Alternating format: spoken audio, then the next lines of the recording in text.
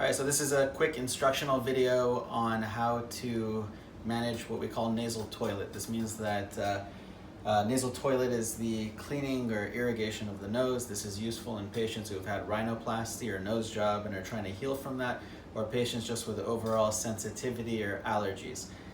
The idea is that we flush out the nose at the bare minimum, and we can flush it out with these kits that we have here, or we can flush it out with medicated solution, with Wilson solution, with gentamicin, with Bactroban, anything that you can put in there that you really want to make a cocktail out of, or we just do it with a basic buffered solution that we use to flush all the allergens or debris out of the nose. Once you do that, that allows your nose to function a little bit better. Most patients will still need a spray on top of that. The sprays that we use, there are nasal corticosteroids like Nasacort, and there are nasal antihistamines, and there are combination sprays as well. So typically the regimen that I recommend patients is that they do this like brushing their teeth.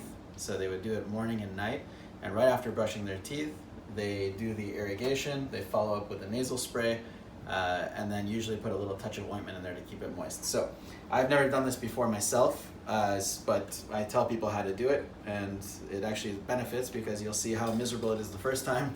You'll see the look on my face. So this is the NeilMed Sinus rinse. Is the one that I recommend because it has a flush bottle.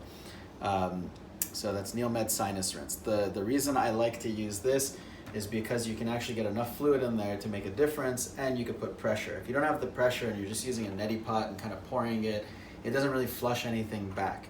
And the direction of flushing is going to be that we flush into this side of the nose and everything comes out the other side. So I recommend patients use sterile water. I'm using the sink at the office because I'm just not observing my own rules, but it's for the purpose of the video. You want to get the temperature usually about, say, 80 degrees or so, but something that's warm. If it's warm, it hurts less. And I know that because I've made patients do it a million different ways. So if it's warm, it hurts less. If it's getting towards hot, it'll actually stop nosebleeds.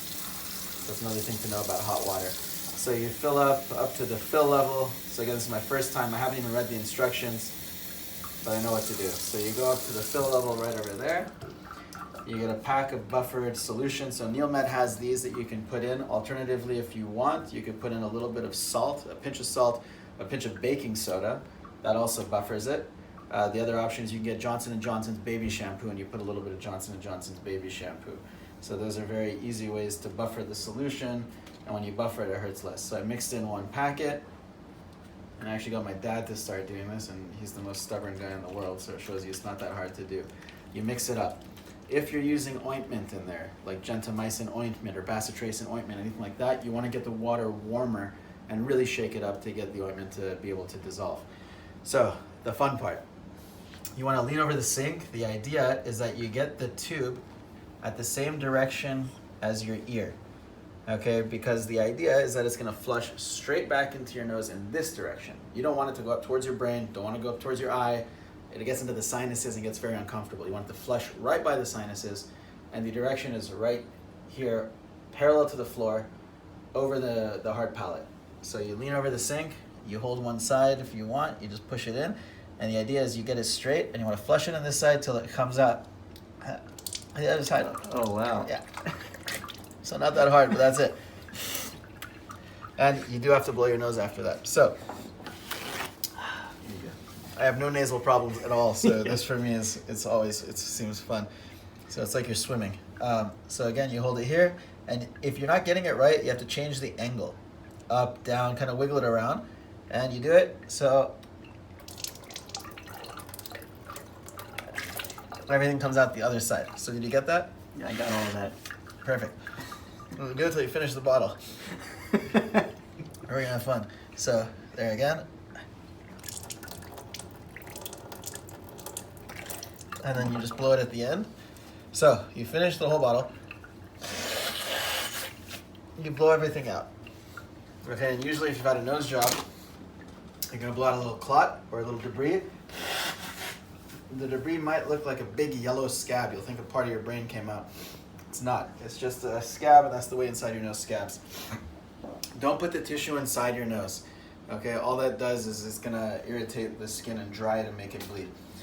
So I blew it out, my nose is clear now, although I sound more congested because I got a little irritated.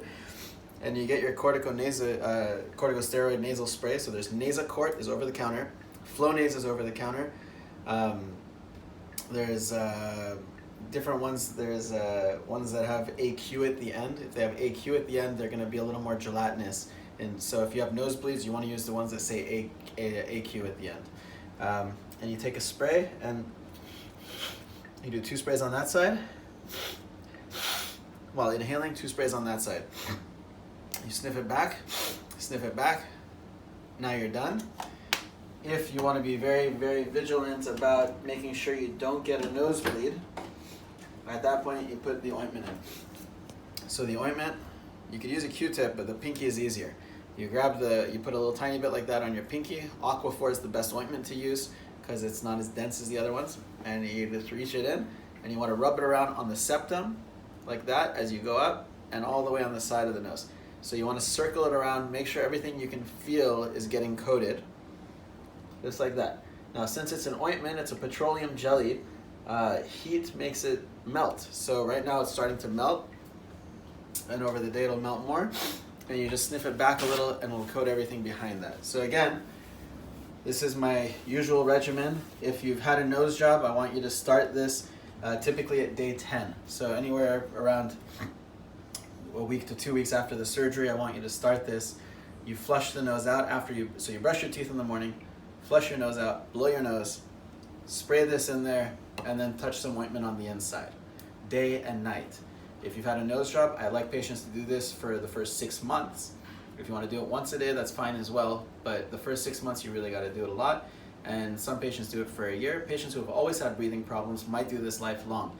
The corticosteroids, the way they are now, because they have these little moieties added to the end of them, so there's, instead of triamcinolone, it's triamcinolone acetonide or mometasone furanate or things like that. They don't really go into the body so much. They just act locally. They're very safe to use. And if you have decreased inflammation inside the nose, the outside of the nose tends to come down faster as well. Same with other kind of allergy problems that you have in the face. So that's all. I would say get this guy. That's the easiest thing. And then you can use any of the nasal steroids. It does not have to be Nasacort. I really don't care which one it is. I prefer the ones with AQ on them at the end because then you can actually get some moisture out of it. But this is definitely the way to go for the flushing. So I'm happy I could torture myself for everybody.